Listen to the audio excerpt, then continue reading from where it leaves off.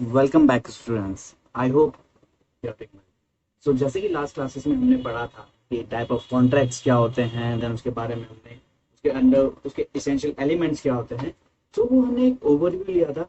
Let's learn in the meaning, what is the deep meaning of all the terms जो कि आपके लिए required है, जो कि आपके एग्जाम्स में आने वाले हैं।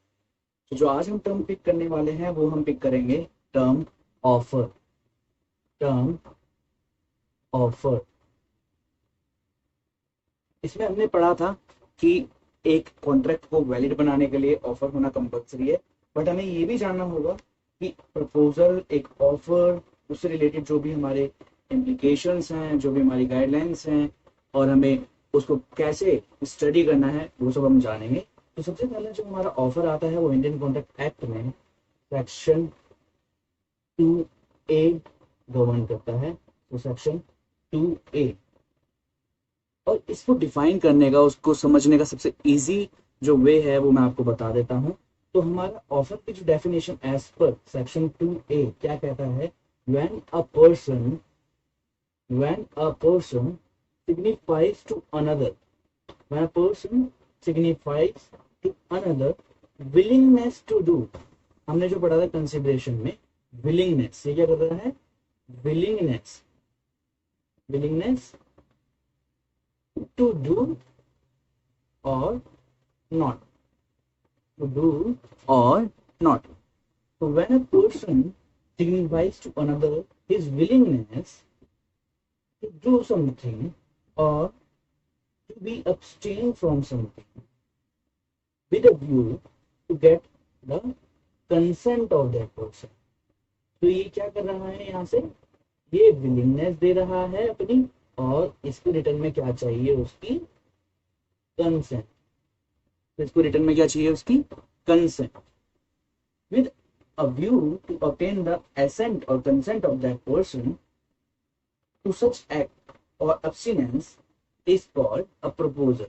तो ये प्रपोजल दे रहा है ताकि उसकी कंसेंट उसको मिल सके, अनदर पर्सन की कंसेंट उसको मिल सके। सो इसीलिए यहाँ पे क्या हो रहा है, expression of willingness to do, expression of willingness to do और not to do something must be with another person and made with a view to obtain the assent of other। ये हमारा क्या होगा, प्रपोजल का मतलब, एक offer का मतलब हुआ कि हम ऑफर जो दे रहे हैं वो क्या होना चाहिए, उसके लिए वैलिड टर्म्स क्या होनी चाहिए। पहला क्या है, expression, expression of willingness, expression of willingness, willingness of to do or not to do something, plus to another person, खुद से तो हम ऑफर देंगे नहीं खुद को, to another person, as well as जो थर्ड थिंग है, इसमें जो व्यू होना चाहिए, आपका मोटिव होना चाहिए, वो क्या होना चाहिए, टू गेट एसेंट, आप लिख सकते हैं consent, consent of another person, consent of another person और पार्टी। तो जिसको आप ऑफर दे रहे हो उसकी कंसेंट लेने के लिए, जब आप कोई भी एक्ट या एक्ट नहीं करते हो, अपनी विलिंगनेस को शो करते हो, दैट्स कम टू ऑफर। तो ये है एक प्रॉपर एक्सप्लेनेशन सेक्शन 2A के अंदर इंडियन कॉन्ट्रैक्ट एक्ट 1872।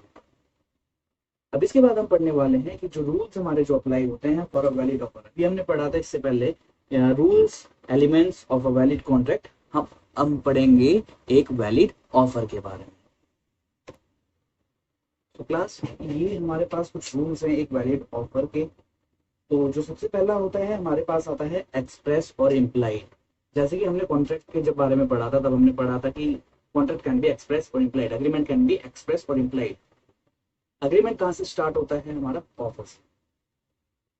तो एक ऑफर जो है, इट कैन बी एक्सप्रेस्ड और implied, but this can raise to a valid contract.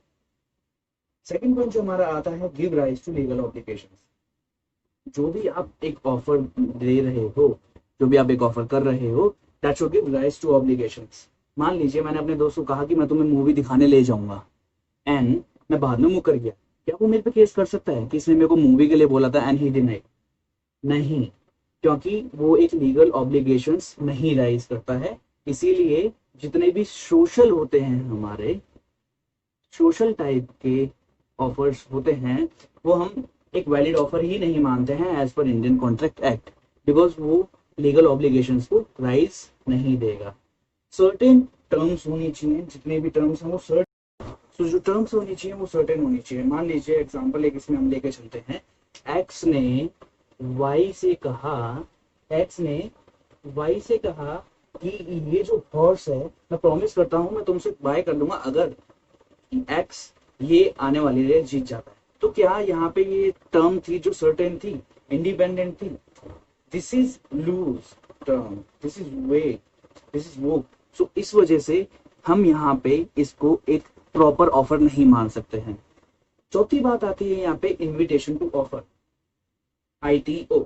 Invitation to offer is not an offer, invitation to offer is not an offer. Just suppose मान लीजिए आप एक दुकान पे जाते हैं और आपने कहा कि भैया मुझे ये बताइए कि ये जो सामान है कितने का है। The shopkeeper replies 500 rupees. तो क्या आप एक कॉन्ट्रैक्ट में बंध गए? क्या आपने उससे ये कहा था कि हाँ मुझे सामान दे दो और उस पर्सन ने दे दिया? नहीं, आपने एक इनविटेशन टू ऑफर उसे दिया था कि ये कितने का है। That was a general enquiry, that's it. मान लीजिए एक कंपनी में एक वैकेंसी निकलती है, तो उन्होंने एक वैकेंसी निकाली एंड एडवर्टीजमेंट करी, वी आर हायरिंग। तो क्या ये ऑफर है या इनविटेशन टू ऑफर है? उन्होंने कहा अप्लाई इन आज apply in our company on this post. तो ये एक इनविटेशन टू ऑफर है, तो ये ऑफर नहीं कहला सकता। उसके बाद आता है हमारा एक स्पेसिफिक ऑफर, जो है एक स्पेसिफिक भी हो सकता है, जनरल भी हो सकता है। स्पेसिफिक अगर मान लीजिए हम एग्जांपल लेते हैं जॉब का ही, तो उन्होंने कहा, जो कहा गया उसमें एक आ गया, वी हैव अ वैकेंसी जिसके लिए खाली MBA वाले लोग अप्लाई कर सकते हैं। तो क्या हो गया, एक स्पेसिफिक होगी कि MBA ग्रुप के ही जो लोग हैं वो इसमें अप्लाई कर सकते हैं। General that is for everyone.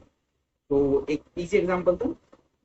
6 है offer must be communicated to offeree, offer must be communicated to offeree. इसमें एक बहुत बड़ा केस है जो कि एक माना जाता है।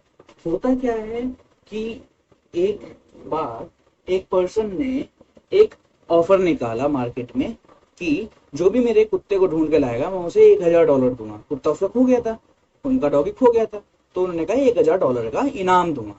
अब इनाम देने की बात आई, सो एवरीबडी वाज रेडी। इसी बीच एक पर्सन को कुत्ता मिला और उसने वो मालिक को लौटा दिया, लेकिन उस पर्सन ने वो ऑफर नहीं देखा था, उस पर्सन ने वो एडवर्टीजमेंट नहीं देखी थी। तो क्या यहाँ पे वैलिड कॉन्ट्रैक्ट बनता है? क्या वो पर्सन उन $1000 के लिए लाइबल है? नहीं, क्योंकि offer was not communicated to offeree. जिसने लुटाया वो बाद में आके कहता है कि मेरे को $1000 दो, तो उन्होंने डिनाई कर दिया क्योंकि उसने वो ऑफर देखा ही नहीं था। So offer must be communicated to offeree each and every time।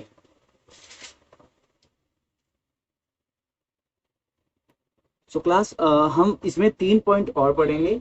6 point तक हमने पढ़ा था एंड देन 7th पॉइंट हमारा आता है कम्युनिकेशन ऑफ स्पेशल टर्म। आपने कभी भी इंश्योरेंस पॉलिसी के बारे में अगर जाना होगा तो उसमें रहता है TNC अप्लाई। तो वो TNC को आपको बताते हैं, टर्म एंड कंडीशंस आपको बताते हैं कि इस पर्टिकुलर केस में अगर ऐसा होता है तो उसका रिजल्ट ये होगा।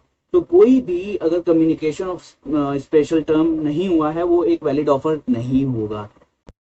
तो मान लीजिए आपने एक पॉलिसी खरीदी है जिसमें एक है कि आपको 20 इयर्स बाद जो आपने अमाउंट डिपॉजिट कराया सारा वो वापसी मिलेगा, बट आपको उसके लिए एक प्रीमियम अमाउंट भरना होगा और ये टर्म आपको बताई नहीं गई, तो ये एक वैलिड ऑफर नहीं होगा because communication of special term is necessary.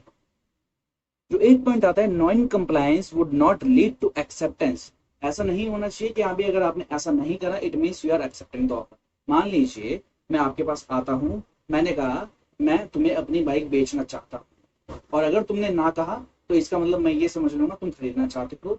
और अगर तुमने कुछ नहीं बोला तो मैं मान लूंगा तुम खरीदना चाहते हो, तो that is not N valid offer, that is not a valid offer at all. उसके बाद जो 9th पॉइंट हम एन इंपॉर्टेंट पॉइंट हम पढ़ेंगे, ये है two identical offer do not make a contract. Just suppose कि मुझे मालूम नहीं था कि ए जो है अपनी बाइक मुझे या किसी को भी बेचना चाहता है, एंड मैं कौन हूं, बायर। तो ए मेरे पास एक मैसेज भेजता है, मेरे पास एक एसएमएस भेजता है, I want to sell you the bike. उसी टाइम मैं भी एक मैसेज भेज देता हूं, I want to buy your bike. So sell and buy, हम दोनों ने एक ही साथ एक दूसरे को ऑफर भेजा और ऑफर दोनों आइडेंटिकल है। तो क्या आपको लगता है ये एक वैलिड ऑफर होना चाहिए, एक वैलिड कॉन्ट्रैक्ट रेज होगा? नो, बिकॉज जब तक बी, हमने क्या पढ़ा था, offer must be communicated to offeree, जब तक ए का ऑफर बी को पहुंचता उससे पहले ही बी ए को ऑफर भेज चुका था बाइक खरीदने का। तो ये दोनों टर्म यहाँ पे एक्सेप्टेंस नहीं मानी जाएगी, ये इस ऑफर की ये एक्सेप्टेंस नहीं है और इस वाले ऑफर की ये एक्सेप्टेंस नहीं है। तो this is two identical offer do not make a valid contract. तो क्लास आई होप आपको ये ऑफर के जितने भी इसेंशियल रूल्स हैं फॉर अ वैलिड ऑफर आपको समझ आ गए होंगे। If you still have a doubt please comment below. Thank you so much guys.